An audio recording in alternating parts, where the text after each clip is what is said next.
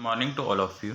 हमने जो ये एस्टेट पीजीटी फिजिक्स की जो हमने सीरीज चलाई है उसमें आज हम करेंगे numerical on the conservation of linear momentum. Numerical करेंगे इससे रिलेटेड हम। और क्वेश्चन क्या है हमारे पास, अब 1500 किलोग्राम गन, कोई गन है, मान लेते हैं ये गन है हमारे पास, ठीक है, ये गन है और इसका जो मास है वो कितना दे रखा है हमारे को, 1500 किलोग्राम, ये मास है इसका।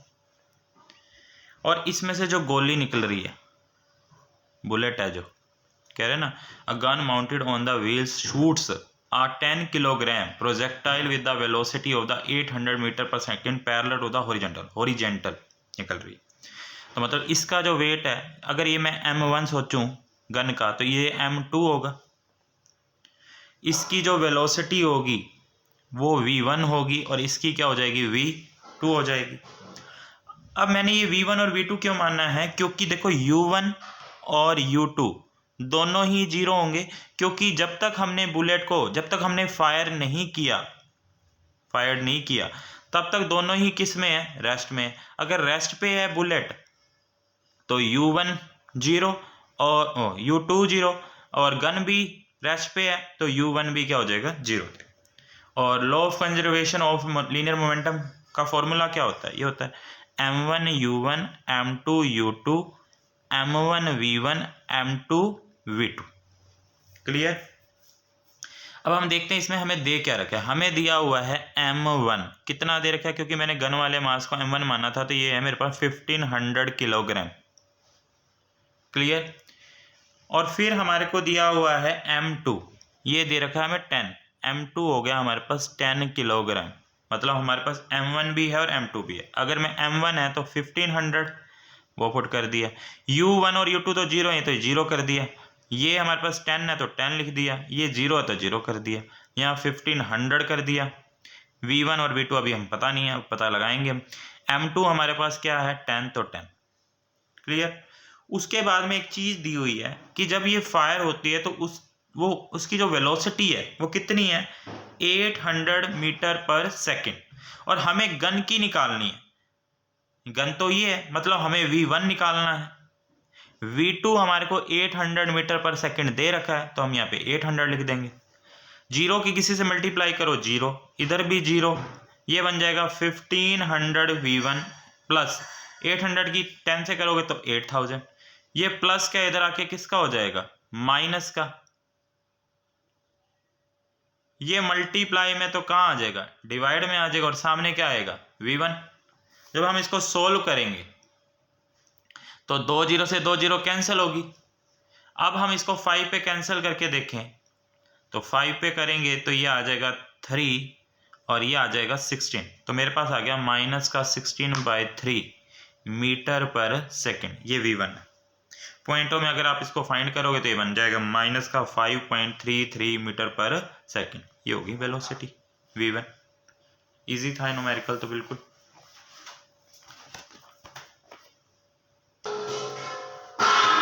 नेक्स्ट क्वेश्चन है हमारे पास, a truck of the mass 3 × 10⁴ kilogram travelling at the 0.6 metre per second and collide with the another half of its mass moving in the opposite direction. मतलब मान लो एक ट्रक है ये A और दूसरा है हमारे पास B, इसकी डायरेक्शन इस तरफ और इसकी डायरेक्शन इस तरफ। इसका जो मास M1 होगा वो होगा 3 × 10⁴ किलोग्राम और U1 होगा इसका 0.6 मीटर पर सेकेंड। फिर इसने कहा जो M2 है वो हाफ है किसका, M1 का, तो ये बन जाएगा M1/2, मतलब 3 × 10⁴ डिवाइड बाय 2। और इसका जो U2 होगा वो होगा 0.4 मीटर पर सेकेंड। अब हमारे पास फॉर्मूला है M1 U1 M2 U2 is equal to में M1 V1 plus M2 V2। ठीक है। अब हमने क्या करना है, इसको सोल्व करना, पर हमें एक चीज़ बोल दी इसने, कॉमन वेलोसिटी का मतलब ये हो गया कि जो V1 और V2 है वो V के ही बराबर है। m1 क्या है 3 इंटू 10 की पावर 4, u1 हो गया 0.6, ये हो गया, देखो इसका मतलब हो गया 3/2 का मतलब 1.5 इंटू 10 की पावर 4, तो ये बन गया 1.5 इंटू 10 की पावर 4। u2 हो गया 0.4। अगर मैं इन दोनों को सोल्व कर लूँ, देखो यहाँ पे m1 ये भी v और ये भी v हो गया, तो सोल्व करूँगा तो ये m1 प्लस m2v बन जाएगा, क्योंकि कॉमन निकालनी है। m1 है 3 इंटू 10 की पावर 4, m2 है 1.5 इंटू 10 की पावर 4, और v हमने फाइंड करना है। तो इधर मल्टीप्लाई करता हूँ तो ये मेरे पास बन जाता है 1.8 इंटू 10 की पावर 4, इधर करूँगा तो ये बनेगा मेरे पास 0.60 मल्टीप्लाई 10 की पावर 4, इधर बन रहा है 4.5 इंटू 10 की पावर 4, और साथ में क्या आ जाएगा v। क्लियर। अब इनको सोल्व करें अगर हम, तो ये बन रहा है मेरे पास 10 की पावर 4 कॉमन ले लो तो ये बनेगा 1.8 प्लस में 0.60, 60 नहीं 90 आएगा, ठीक है।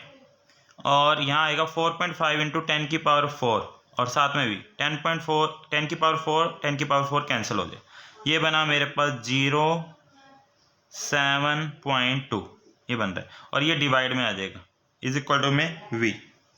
अभी हम इसको सोल्व करेंगे, नीचे 100 आएगा, ऊपर 10 जाएगा, नीचे 45, 2 जीरो से 2 जीरो क्या होगी कैंसिल,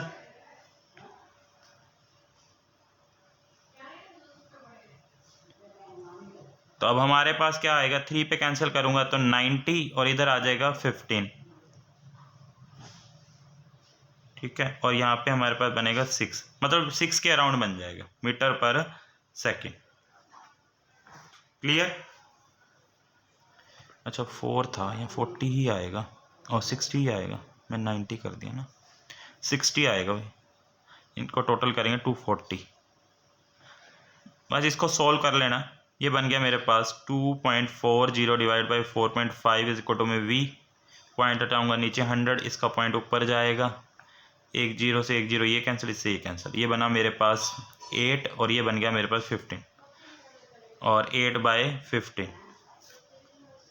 तो क्या आएगा इसका सोल्व 0.26 मीटर पर सेकेंड, यही क्या होगा आंसर।